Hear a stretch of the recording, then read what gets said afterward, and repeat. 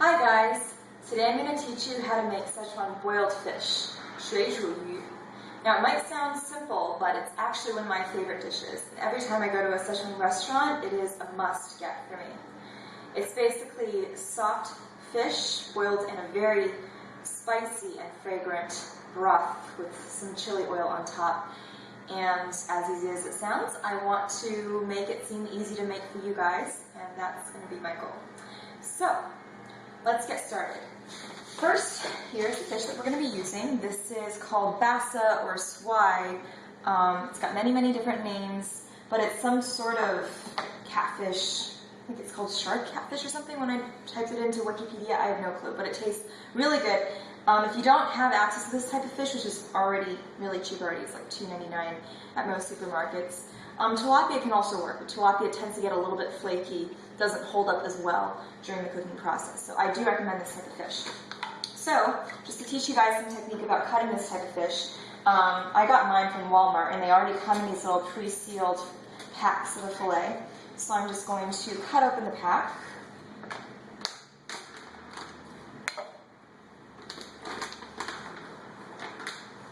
Extract the fish. So I've got 2 of these already on my plate, so this is the 3rd one. And I want to teach you guys a technique of cutting here. So you really want these to be little medallions of fish. You want them to be flat, you want them to be kind of thin slices. And the way you do that is you kind of cut it on a bias, and be careful with your hands as you do this. Just like that. It's a little bit big, you can cut it down the center.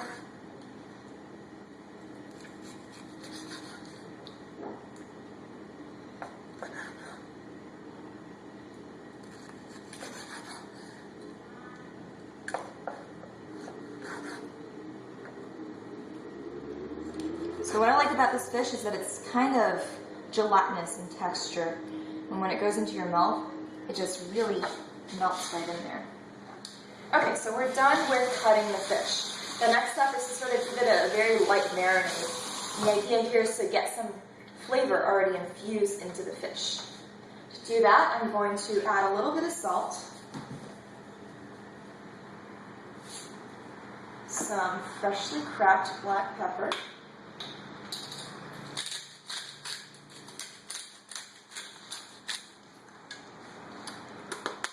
last but not least, some cornstarch.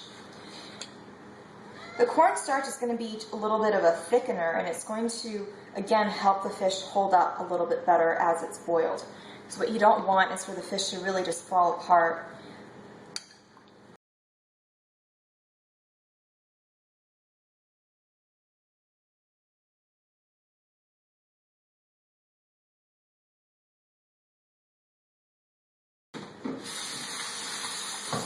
Alright, so now that our fish is done for the moment, we're going to let it rest there for about 10 to 15 minutes.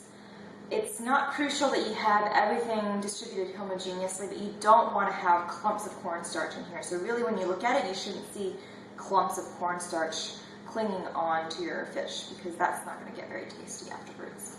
Okay, so just forgetting about the fish for a moment, now we're going to move on to vegetables. So I always like this dish because, you know, not only do you get the meat and the fish, you also get a little bit of vitamins from your vegetables, right? So my cat's hungry because he smells the fish. I'm going to feed him later. Humans first, right? So I've got celery here. About 2 ribs, one's already cut up. I want to work with the other one soon. Some cabbage. So traditionally you would want to use Napa cabbage, but I didn't have any on hand today, so I'm just going to use plain old cabbage. And some canned bamboo shoots, which you should definitely boil beforehand to extract all that canned flavor from it. So I just wanted to teach you guys a little trick with this rib celery. In order to get flavor into the celery, and it's really hard because it's so stocky, what I'm going to do is really smash it. Very stress relieving, trust me. So now, what I've essentially done is broken apart the celery, if you can take a look. It's cracked, so this is actually not a good idea if you want to have crunchy celery, but it's good if you just wanted to get flavor into the celery, which is what's important for us here. So I'm going to trim this into little strips and then cut it into very rough sticks. So.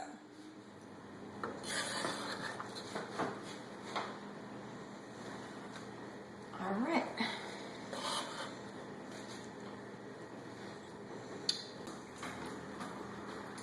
All right, now, the flavoring. I've got about 3 slices of ginger here. And if you're not a big fan of ginger, here's a quick tip. I feel that the bitterness of the ginger really comes from the skin. So if it really bugs you, if you're sensitive to the bitterness, just take off the skin before you prepare it. But I didn't worry about that here. And some cilantro. This is mostly for garnish towards the very end. Some green onion. This is just 1 stalk of green onion.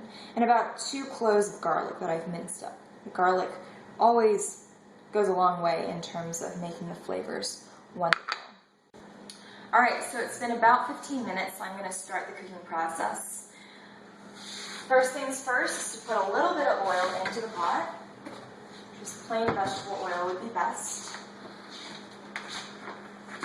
Guess I'm not going to turn on the flame.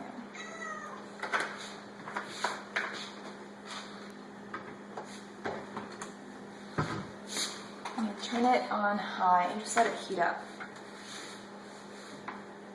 So while my pan is heating up, I wanted to show you guys a little bit about some homemade chili oil if you come in.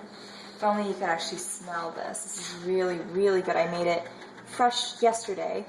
And it's one of those things that you want to keep around for a long time because the longer you keep around, the longer the elements in the oil have time to infuse its flavors into the oil.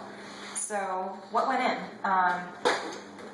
Some chili peppers. So I actually just ground these up with a blender, and some Sichuan peppercorns. They look just like regular peppercorns almost, but they have this really, I don't even know how to describe it. It's like a really good complement to the spiciness of the chili. So this also went in there. And it was really easy to make. All I did was heat a bunch of vegetable oil, that much. I can't even describe how much there was. Heat it not till the point where it's bubbling and smoking. You want to just heat it to a point where you see a little bit of movement in the oil. Then turn the stove on low and put in the ground up chili peppers and peppercorns and just let it simmer in there for a long time, very, very long time. At which point you probably just turn the stove off and it'll just keep on going because oil doesn't lose heat quickly at all. It takes a long time to even get to a temperature where you can touch and not burn yourself. So I think our oil is ready. You can tell it's ready when you swish the wok and you see the oil moving in a rapid pace. So now I'm going to put in the ginger and the garlic.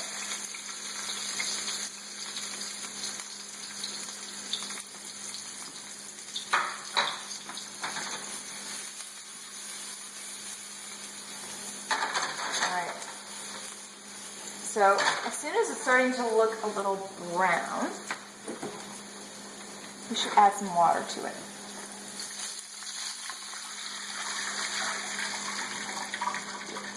That's not enough water. Add more. All right, you can add a little bit of chicken broth as well because, all we try to do right now is to get the broth a little bit more flavorful. So a little bit of water, some chicken broth, just to add some flavor. Okay. So now let's add some other flavorings. A little bit of salt.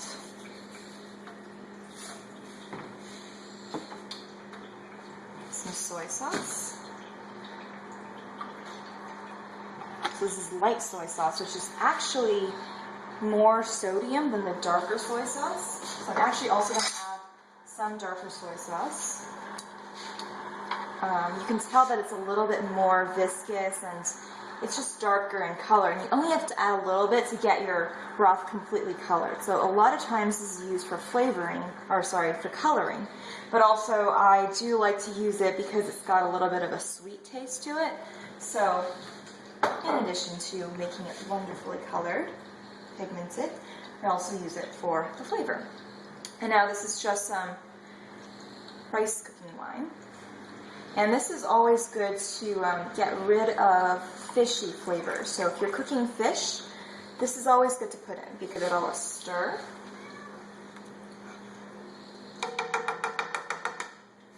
Alright, now let's add in our vegetables. These are going to take a while to cook, and really they're going to be cooked until they're tender and flavorful. So we're not going for a crunchy texture here.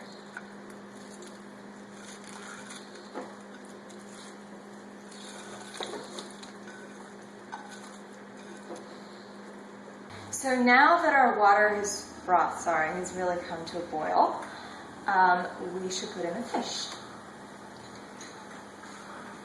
So the reason why we put in the fish last is because we don't want it to be over boiled. You don't want it to get tough and perfect textures. Okay, slowly dropping our fish. So you don't want to drop in too many at once without shaking it off, because you don't want it to be clumps of fish, right? You want it to be individual medallions. So I'm just going to put in some green onion and cilantro, just as finishing touches. Okay. So I'm going to now take it out and put it into here. Alright, for our finishing touches, we're just going to add a liberal amount of chili oil to the top.